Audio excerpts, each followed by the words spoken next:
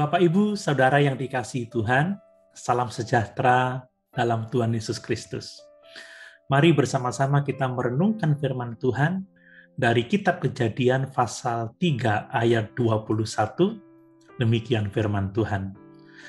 Dan Tuhan Allah membuat pakaian dari kulit binatang untuk manusia dan untuk istrinya itu, lalu mengenakannya kepada mereka. Dalam setiap pertemuan ibadah kita selalu belajar Alkitab yang adalah firman Tuhan. Kita belajar Alkitab tidak bermaksud hanya sekedar menambah wawasan kita atau pengetahuan kita tentang Alkitab, tetapi kita belajar Alkitab agar kita dapat melihat Tuhan melalui firman-Nya, agar kita dapat mendengar Tuhan melalui firman-Nya dan mengasihi Tuhan Yesus dengan segenap kehidupan kita. Dari ayat ini, saya mengajak kita untuk melihat betapa besar kasih Tuhan kepada kita. Ada 3 hal penting yang dinyatakan dalam ayat ini yang menunjukkan kasih-Nya yang besar kepada kita. Yang pertama adalah bagaimana Tuhan membunuh seekor binatang. Ini adalah pertama kalinya dalam sejarah darah binatang ditumpahkan di bumi ini. Darah binatang yang tidak bersalah. Binatang tersebut tidak berbuat salah sehingga ia pantas untuk mati. Berbeda dengan Adam dan Hawa, mereka pantas mati, tetapi mereka pada akhirnya beroleh hidup. Kejadian pasal 2 ayat 16-17 menuliskan, lalu Tuhan Allah memberi perintah ini kepada manusia. Semua pohon dalam taman ini boleh kau makan buahnya dengan bebas, tetapi pohon pengetahuan tentang yang baik dan yang jahat itu, janganlah kau makan buahnya, sebab pada hari engkau memakannya, pastilah engkau mati. Kita tahu bagaimana Hawa dan Adam memakan buah pengetahuan tentang yang baik dan yang jahat.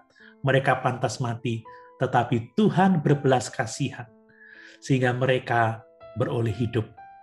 Betapa besar kasih Allah kepada manusia. Untuk menyelamatkan mereka, Allah mengorbankan seekor binatang yang tidak bersalah. Lebih dari mengorbankan seekor binatang, ingatlah pengorbanan Tuhan Yesus di atas kayu salib untuk keselamatan kita manusia berdosa. Ia yang tidak berdosa rela mati menanggung dosa kita agar oleh iman kepadanya kita diselamatkan.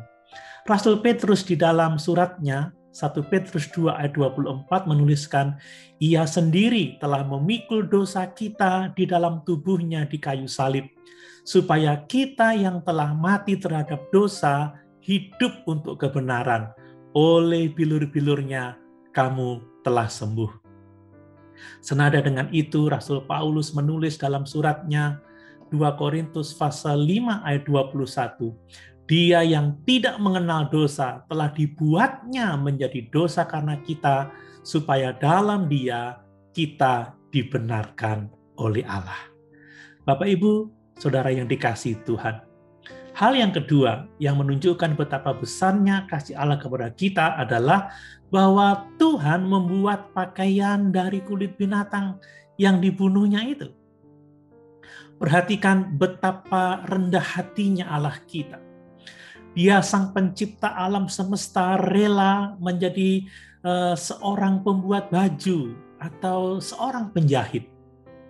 Ingatlah apa yang telah dilakukan oleh Sang Firman. Ingat pengorbanannya untuk menjadi manusia. Dia adalah Allah tetapi rela menjadi manusia, menjadi seorang hamba untuk menyelamatkan kita.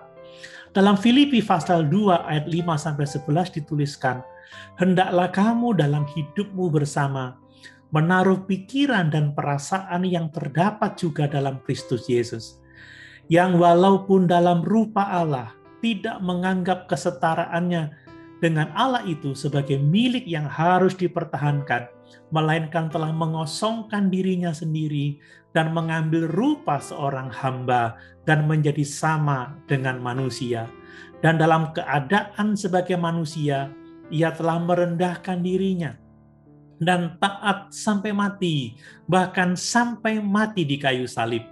Itulah sebabnya Allah sangat meninggikan dia dan mengaruniakan kepadanya nama di atas segala nama, supaya dalam nama Yesus bertekuk lutut segala yang ada di langit dan yang ada di atas bumi dan yang ada di bawah bumi, dan segala lidah mengaku Yesus Kristus adalah Tuhan, bagi kemuliaan Allah Bapa.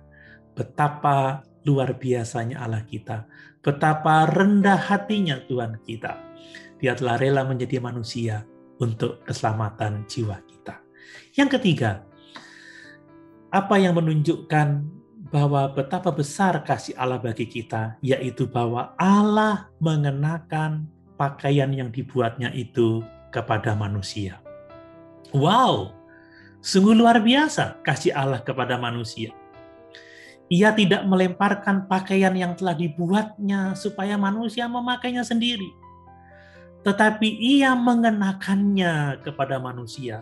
Sungguh kasih sayang yang sangat besar, seperti Bapa sayang kepada anaknya. Ingatlah bahwa Yesus bukan datang untuk dilayani, tetapi untuk menganugerahkan keselamatan kepada kita. Dalam Markus pasal 10 ayat 45 dituliskan, karena anak manusia juga datang bukan untuk dilayani, melainkan untuk melayani dan untuk memberikan nyawanya menjadi tebusan bagi banyak orang. Tuhan tidak mengerjakan karya keselamatan dan kemudian membiarkan manusia untuk mencari dia dalam jalannya sendiri.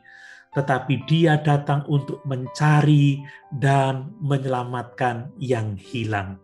Bapak, Ibu, Saudara yang dikasihi Tuhan, yakinlah bahwa kasih Tuhan besar bagi kita.